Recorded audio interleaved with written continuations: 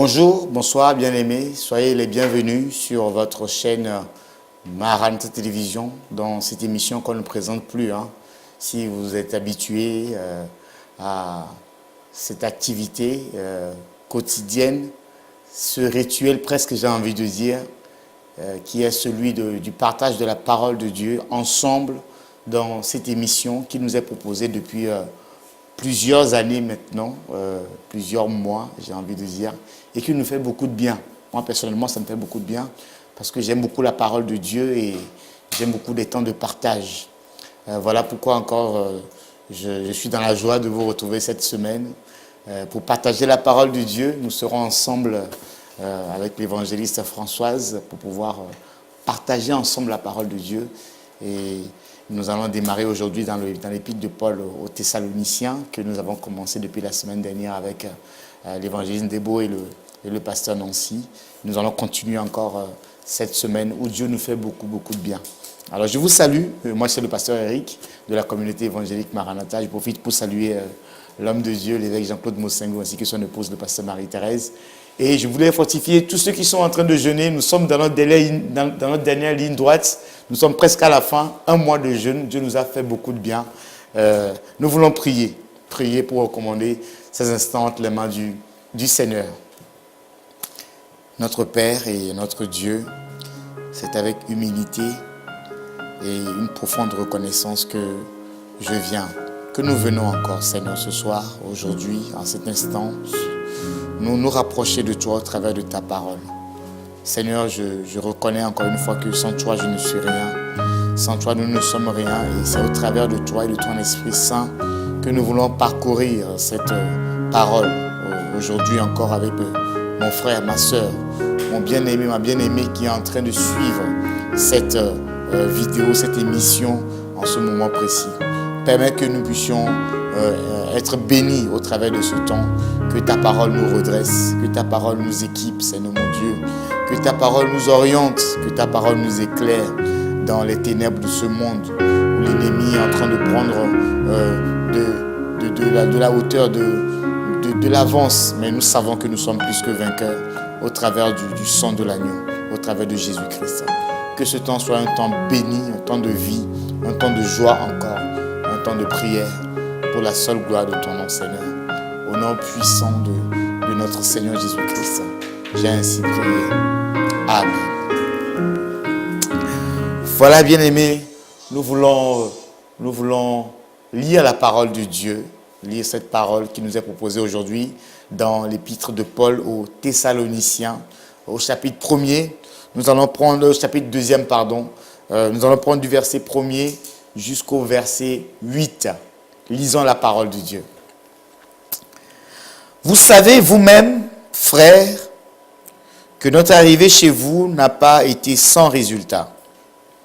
Après avoir souffert et reçu des outrages à Philippe, comme vous le savez, nous prîmes de l'assurance en notre Dieu pour vous annoncer l'évangile de Dieu, au milieu de bien des combats. Car notre prédication ne repose ni sur l'erreur, ni sur des motifs impurs, ni sur la fraude, mais selon que Dieu nous a jugés dignes de nous confier l'évangile. Ainsi, nous parlons non comme pour plaire à des hommes, mais pour plaire à Dieu qui sonde nos cœurs. Jamais, en effet, nous n'avons usé de paroles flatteuses. Comme vous le savez, jamais nous n'avons eu de cupidité pour mobile. Dieu en est témoin. Verset 6. Nous n'avons point cherché la gloire qui vient des hommes, ni de vous, ni des autres. Nous aurions pu nous produire avec autorité comme apôtres de Christ, mais nous avons été pleins de douceur au milieu de vous. De même qu'une nourrice prend un tendre soin de ses enfants, nous aurions voulu dans notre vive affection pour vous, non seulement vous donner l'évangile de Dieu, mais encore nos propres vies, tant vous nous étiez devenus chers. Parole merveilleuse de notre Seigneur Jésus-Christ. C'est une parole qui fait beaucoup de bien. L'épître de Paul, ce sont des épîtres importantes qui garantissent un certain équilibre et qui enseignent comment l'Église doit fonctionner. L'Église primitive, c'est vrai, à l'époque, mais ces paroles encore ont une certaine résonance aujourd'hui par rapport à l'actualité qui fait que la parole de Dieu, elle est vivante en fait. Elle a été écrite il y a des années, mais aujourd'hui encore, elle a toute son efficacité, elle a toute sa résonance avec l'actualité que nous vivons. Ces épîtres, en fait, sont des recommandations profondes et spirituelles que l'apôtre Paul adresse aux différentes églises, mais à nous aussi aujourd'hui, parce que nous en avons bien besoin, parce que l'Église vit des moments où elle a besoin de pouvoir entendre ces paroles pour ne pas se détourner, pour ne pas dévier du message principal, du message de la croix, de la mission que le Seigneur a confiée à l'Église que nous sommes. Et dans ce chapitre 2 de l'épître de Paul aux Thessaloniciens, mes prédécesseurs la semaine dernière ont bien introduit cet épître concernant sa mission, sa vocation et son orientation, comment est-ce que l'apôtre Paul a adressé. Et au chapitre 2, l'apôtre Paul est en train de rappeler une chose en réalité. Il est en train de rappeler en disant que vous savez vous-même. Ça veut dire que les Thessaloniciens savaient de quoi l'apôtre Paul était en train de parler. Vous savez vous-même, frères, que notre arrivée chez vous n'a pas été sans résultat.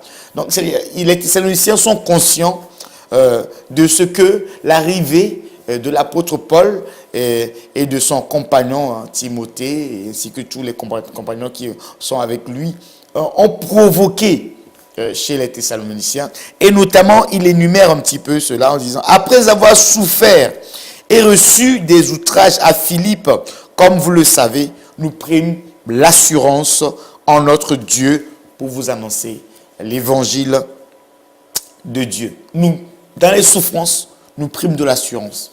Le premier élément que je voulais partager dans cette méditation, c'est la souffrance que nous pouvons endurer dans notre service, dans notre marche chrétienne, dans notre vie de tous les jours. La souffrance, c'est le lot du chrétien.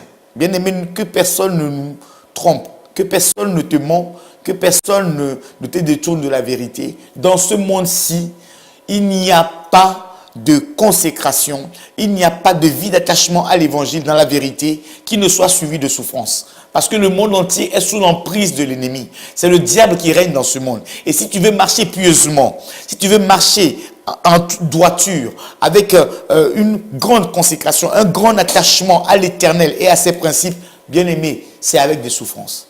Le Seigneur lui-même, le prophète Ésaïe l'a annoncé dans Ésaïe chapitre 53 à partir du verset 3. Ésaïe l'avait déjà annoncé en disant que méprisé et abandonné des hommes, hommes de douleur, habitués à la souffrance. Jésus-Christ était un homme de douleur qui était habitué à la souffrance. Quand nous voyons ce qu'il a enduré à la croix de Golgotha, même la marche, depuis l'arrestation jusqu'à Gethsémani, en passant dans les mains des soldats du Sanhédrin, après il est passé entre les mains des soldats romains, tout ce qu'ils ont fait endurer, toute cette souffrance, bien aimé, ça doit être un exemple pour nous. Peut-être tu sers aujourd'hui le Seigneur, mais tu te rends compte que la vie est pénible.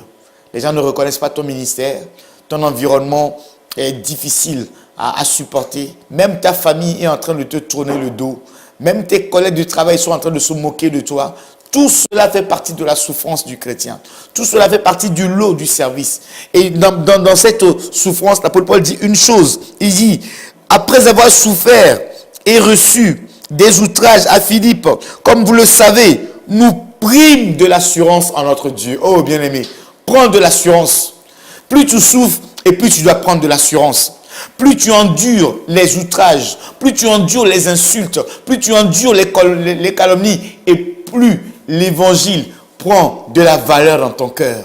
plus la personne de Jésus-Christ prend de la valeur dans ton cœur. Oh bien-aimé, c'est très important de se rendre compte de cela, bien-aimé. Ne fuis pas les souffrances, mais va au-devant des souffrances. Je suis peiné de voir aujourd'hui que les chrétiens ne veulent plus vivre la souffrance. Ils sont engagés dans le Seigneur, mais quand il commence à y avoir des difficultés, quand il commence à y avoir les premières complications, ils commencent à prendre la tangente. Non, bien-aimé, affronte la souffrance. Quand ils sont venus arrêter Jésus-Christ, Jésus n'a pas fui, il les a affrontés. Il a dit, qui cherchez-vous? Il a dit, c'est moi. Laissez les autres partir, c'est moi. Et ils l'ont pris. Et depuis Gethsémane jusqu'à Golgotha, il n'a fait qu'endurer des souffrances, des rejets, des crachats, des abandons. Tout cela, il a tout enduré, des trahisons. Il a tout enduré. Accepte d'endurer les calomnies. Accepte d'endurer les trahisons. Accepte que l'on te rejette.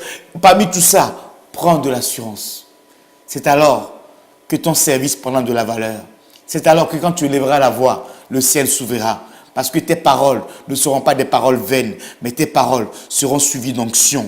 Tes paroles seront suivies d'expérience, des choses que tu as vécues, des choses que tu as endurées. C'est alors que tu auras de la valeur. Alléluia. Bien-aimés, nous voulons prier. Je voulais t'encourager, toi qui endures des choses. Ne baisse pas les bras. Prends de l'assurance. Continue à faire ce que tu fais. Continue même à bien le faire. Pour que le diable qui pensait que tu allais abandonner puisse encore que tu n'es pas prêt à abandonner. Mais tu veux encore continuer avec le Seigneur. Je vais m'arrêter là. J'avais encore d'autres choses que je voulais partager. Mais on aura l'occasion encore de partager ces éléments. Mais le temps qui nous est imparti est déjà écoulé. Et nous voulons prier. Je vais prier avec toi pour que tu puisses prendre de l'assurance, Seigneur. Bien-aimé, tu puisses prendre de l'assurance dans ce que tu fais pour le Seigneur. Dans l'adoration, dans la louange, dans la consécration, dans la sanctification, dans la méditation, dans la prière de la parole de Dieu, dans les alliances que tu as avec le Seigneur. Que tu puisses prendre vraiment, vraiment de l'assurance parce que Dieu est avec toi et il ne t'abandonnera jamais. Ils ont pris de l'assurance pour annoncer l'évangile et ils ont vu la gloire de Dieu. Notre Père et notre Dieu. Seigneur, je lève ma voix vers toi ce jour encore. Je prie parce que tu ne nous as pas laissés orphelins. Je prie parce que tu as dit dans ta parole que lorsque malheureux crie, toi l'Éternel, tu l'entends et tu le délivres de toutes ses détresses. Je prie pour que là où mon frère et ma soeur étaient en train d'endurer une souffrance, là où mon frère et ma soeur étaient en train d'endurer une calomnie, une trahison, un rejet, un abandon à cause de l'évangile, à cause de l'œuvre du royaume, qu'ils puissent prendre de l'assurance, Seigneur mon Dieu, qu'ils puissent se relever, qu'ils puissent se redresser, comme toi-même tu l'as fait, sous le coup des flagellations, sous le coup des insultes, des trahisons. Tu es tombé plusieurs fois dans cette marche jusqu'à Golgotha, mais tu t'es relevé à chaque fois et tu as continué la marche. Que mon frère puisse se relever, que ma soeur se relève et qu'il puisse continuer avec assurance dans cette marche, Seigneur, vers sa destinée. Oh Dieu notre Père, que personne ne rebrousse au chemin, que personne ne soit laissé au bord du chemin, mais nous voulons continuer avec toi. Que mon frère puisse continuer avec toi, que ma soeur puisse continuer avec toi pendant ce mois de prière, ce mois de consécration, que sa consécration puisse encore être totale, que sa sanctification, ses alliances soient renouvelées, que là où il était en train de stagner à cause des souffrances qui étaient en train de le torpiller, qu'il puisse redresser la tête et puisse connaître la percée dans cette dernière ligne droite qui est présentée devant nous. Oh Père, je nous abandonne entre ta main. Fais-nous grâce, Seigneur mon Dieu. Ne nous abandonne pas. Rejoins-nous dans la difficulté, comme tu as rejoint Shadrach, Meshach et Abednego dans le feu, dans cette fournaise ardente, Seigneur mon Dieu. Rejoins-nous, Éternel Dieu des armées, comme un quatrième homme. Rejoins-nous pour nous faire rentrer dans la victoire. Rejoins-nous et redonne-nous de la force. Rejoins-nous et redonne de la vigueur, Éternel Dieu des armées, afin que nous puissions rentrer dans cette victoire finale qui est devant de nous. Que le monde ne prenne pas le dessus, que les difficultés ne prennent pas le dessus, que les rejets, les trahisons, les abandons, les souffrances, les manques d'argent ne prennent pas le dessus, mais que nous puissions toujours garder la tête haute, fiers de t'appartenir et fiers de te servir, Seigneur. Reçois l'honneur qui t'est dû, reçois la gloire qui te revient, Éternel Dieu des armées. Merci pour mon frère, merci pour ma soeur qui est en train de suivre cette vidéo, qu'il se redresse et qu'il continue la marche pour la seule gloire de ton nom, Père. Au nom puissant de ton Fils Jésus-Christ, j'ai ainsi prié. Amen. Sois béni, mon frère. Sois béni. Continuez de nous suivre sur nos différents réseaux de diffusion. Nous sommes présents sur la chaîne web télévision, Maranatha Télévision. Nous sommes également présents sur Orao Télécom, le canal 142 vous nous trouverez. Il y a plusieurs programmes pour vous enrichir. Nous sommes également disponibles sur notre web radio www.maranatatv.fr. Il y a des programmes de prière, des moments d'adoration. À différents moments, connectez-vous, vous ne manquerez pas d'être édifiés. Continuez de pouvoir continuer la marche. Continuez de vous attacher au Seigneur. Ne laissez aucune souffrance vous empêcher d'avancer avec le Seigneur. Mais au contraire, prenez de l'assurance dans la souffrance et le Seigneur ne manquera pas de vous bénir. Soyez bénis. À très bientôt. Ciao!